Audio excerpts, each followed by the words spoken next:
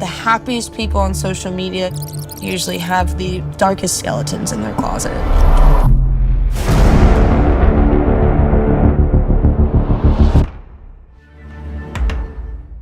Welcome back. Viewer discretion is advised. This may trigger some people, so I guess trigger warning. I'm the Dad Panther variety streamer, content creator, master of none, and this is another episode of the Critics Collective. And today we're going to talk about the American Murder series. This one is for Gabby Petito, and this is a series, the third of the series. They've done Lacey Peterson. They've done, I think, the Family Next Door. But for this one came out this year.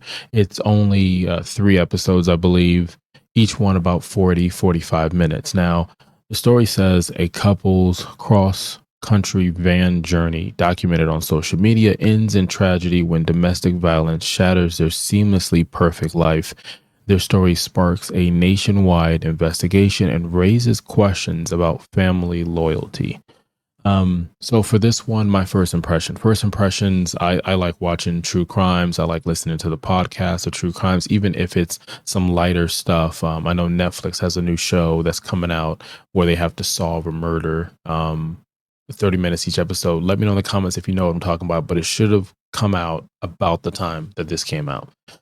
Now, my impressions for this documentary, because it's not anything reenacted, was just simply, I kind of knew what was happening. I think a lot of us did if you're on social media, especially on TikTok. When this happened, we found out that Gabby was missing. And a lot of people just started reposting and talking about it and trying to figure out. And if you've ever been a part of TikTok true crime community, man, they work to solve some stuff. They will find you. And they work to get answers on this and get so many people paying attention. And then the same thing happened later on when the male in this, and I'm not going to say his name, but the male in this, when the manhunt for that, which was about 35 plus days, that continued and you're watching. So my first impression was really just, what am I going to learn about Gabby in this situation that I didn't already know from what I got over the time period for social media? Now, I'll go on my highs and lows.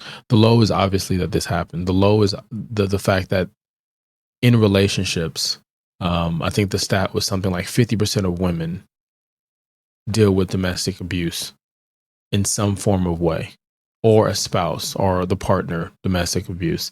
The other low would be that there are countless other people who are brown, black, marginalized, indigenous people that are missing, that never get this kind of press, that you'll never see their face. You won't know that this happens. And it's big shout outs to people on TikTok and social media and blogs and stuff that bring their name to light. So that was there. As far as the production of what it was, I didn't see anything special. There was nothing magical about it. It was the typical show you some footage, show you some interviews, and kind of go back and forth as they piece this together. And it was just tougher on this one because, to me, and I think a lot of people, there was really no spoiler. We really knew kind of what was happening. We're just seeing how it was pieced together.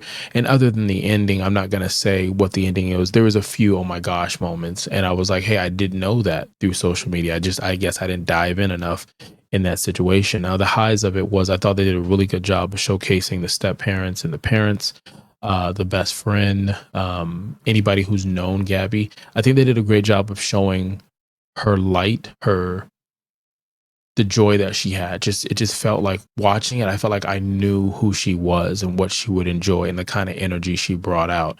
And so I thought they did a great job on that. I thought the timing of it was really good. And it did raise some questions throughout it that, kind of got me, a little upset on how, law enforcement is a tough job already in most cases. And just watching how, you hear a story and you're like, man, if the questions were asked a little bit different, what would have happened?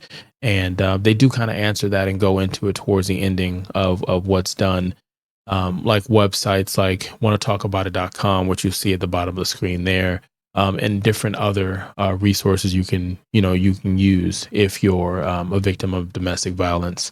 Now, in a somber way, we're just going to go ahead and rate this. Our rating goes from 0 to 5. 0 was The Electric State.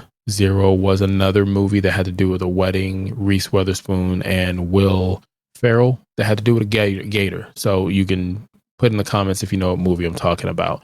With that being said, hit the follow button, like, subscribe, all that other stuff. We appreciate it. Now, I'm going to rate this a 4. And the reason I want to rate this a 4, even though it didn't bring the production to it, I just thought the story was so much more. I just thought what they showcased, Gabby, like I said, for me not knowing who she was, that was just something. And to watch, you know, someone going across country and you don't have any contact information of them, and watching the family and friends try to figure stuff out and feel things are wrong, but they couldn't do anything because you're just not in a place to reach them. And it's just kind of a reminder that, you know, listen to your friends, check on your friends and family, see if they're okay. And but that's my rating on it. Now, you could have been anywhere in the world and you chose to be here, and I greatly appreciate that.